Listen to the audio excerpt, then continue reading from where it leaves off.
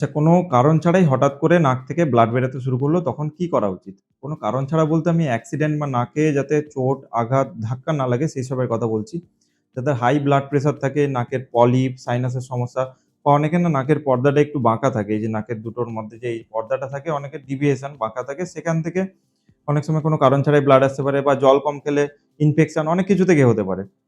তো সবার আগে যেটা হয় যে কারণটা জানা উচিত যে কেন নাক থেকে ব্লাড আসছে? সবাই ভাবে যে নাক থেকে ব্লাড আসছে তার মানে ব্রেইনের সাথে হয়তো কোনো কানেকশন আছে। হয়তো ওখান থেকে ব্লাড আসছে, কিন্তু তা ঠিক নয়। আগে জিনিসটা বোঝা যে ব্লাডটা কোত্থেকে আসছে। নাকের এই যে পর্দা যেটা বললাম তার সামনে একটা এরিয়া আছে যাকে আমরা বলি লিটলস এরিয়া। তো সেখানে না সব শিরা, ধমনী সেগুলো গিয়ে সেখানে একটা জাংশন তৈরি হয়। যেরকম রেলের জাংশন থাকে সবগুলো শিরা, ধমনী ওখানে গিয়ে মিশছে এবং যে শিরা, ধমনীগুলো ওখানে অনেকটাই পাতলা হয়। তো যখন হাই ব্লাড প্রেশার বা কোনো কারণে যদি চাপ পড়ে ওখান থেকে, সেখান থেকে ব্লিডিং এর চান্সটা বেশি। তো মোস্ট অফ দ্যা কেসে ওখান থেকেই ব্লাডটা বেরায়। অন্যান্য অনেক জায়গা থেকেও আসতে পারে পিছনের এরিয়া থেকেও। কিন্তু কমন এরিয়া হচ্ছে সামনের এরিয়াটা যেটাকে বলি আমরা লিটলস এরিয়া। তো সেই যদি ব্লাড বেরোতে শুরু করে, আমি আবারও বলছি কোনো অ্যাক্সিডেন্ট বা নাকের কোনো আঘাত, চোট লাগেনি সেই অবস্থায়। তো কি করা উচিত? ফার্স্ট এ যেটা হচ্ছে প্যানিক না হওয়া। মোস্ট অফ দ্যা কেস সবাই যে প্যানিক মানে ভয় পেয়ে যান তাতে কি হয় হার্ট রেট বাড়ে। আর যখন হার্ট রেটটা বাড়বে তখন আরো ব্লিডিং এর চান্সটাও বেড়ে যায়। তো সেটা না করে ফার্স্ট এ একটু শান্ত হয়ে বসা, কোনো একটা চেয়ারে বসবেন। সামনের দিকে একটু ফরওয়ার্ড হয়ে ঝোঁকা। ঝুঁকে হচ্ছে দুটো হাতের মধ্যে নাকটাকে এইভাবে চেপে রাখা এবং চেপে রাখার পর তো শ্বাস নিতে হবে। কিভাবে শ্বাস নেবেন? তখন মুখ দিয়ে আস্তে, আস্তে করে শ্বাস নিতে হবে। ইন শর্ট আমি দেখিয়ে দিচ্ছি। সামনের দিকে একটু ঝুঁকবেন কোনো একটা জায়গায় বসে শান্ত হয়ে। দুটো হাতের মধ্যে চাপবেন এইভাবে নাকটাকে।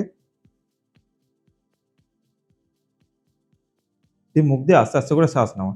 এইভাবে মিনিমাম ৩ থেকে ৫ মিনিট করার পরে একবার হাতটা ছেড়ে দেখুন। যদি ব্লিডিং বন্ধ হয়ে যায় ভালো। যত তাড়াতাড়ি সম্ভব মানে তারপরে অবশ্যই ডক্টরকে তো কনসাল্ট করতে হবে।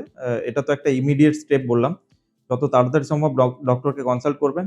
দুটো মারাত্মক ভুল সবাই করেন। যেটা ১ম হচ্ছে বললাম যে বাইরের দিকে একটা কাপড় দিয়ে ঢেকে রাখা। তাতে ব্লিডিং কোনমতে বন্ধ হবে না। তো ব্লাড তো বেরাতেই থাকবে। আপনি যদি যে জায়গাটা থেকে রক্ত বেরাচ্ছে সেটাকে যদি না চাপেন হাত দিয়ে, তাহলে সেখান থেকে রক্ত কি করে বন্ধ হবে? আমি তো এটা দিয়ে কিছু করলাম না। জাস্ট যে জায়গাটায় রক্ত বেরাচ্ছিল আমি তো হাত ঢুকিয়ে চাপতে পারব না, সেজন্য বাইরে থেকে জাস্ট চেপে ধরলাম। ১ নম্বর পয়েন্ট। ২ নম্বর তার থেকেও ইম্পোর্টেন্ট যেটা মারাত্মক ভুল করেন, যেজন্য আমি আজকে ভিডিওটা বানাচ্ছি। ঘাড়টাকে অনেকে পিছনের দিকে এরকম করে দেন। যাতে ব্লাডটা যাতে চলে যায়, পেটে চলে যায়। সেইজন্য এরকম করেন। সেটা ভুল। যদি ভুল করে শ্বাসনালীতে যদি ব্লাড চলে যায়, তাহলে হঠাৎ করে না আ দম আটকে গিয়ে কিন্তু মারাত্মক ক্ষতি হতে পারে। সেইজন্য আমি ১ম এই বললাম যে সামনের দিকে ঝুঁকতে হয়। দিয়ে তারপর নাকটা বন্ধ করতে। তো ভুল করেও পিছনের দিকে ঝুঁকবেন না। কাপড় হ্যাঁ, দিতেই পারেন যদি প্রচুর ব্লিডিং আসে একটা কাপড় রাখতে পারেন সামনে। কিন্তু আইডিয়ালি সামনের দিকে ঝুঁকে নাকটাকে একটু চেপে মুখ দিয়ে আস্তে, আস্তে করে শ্বাস নেওয়া উচিত। তার থেকেও ইম্পোর্টেন্ট প্যানিক না হওয়া, ভয় পেলে হার্ট রেট বাড়বে, আরো ব্লিডিং এর চান্স বেড়ে যাবে। যত তাড়াতাড়ি সম্ভব ডাক্তারের কাছে নিয়ারেস্ট ডক্টরের কাছে কনসাল্ট করবেন।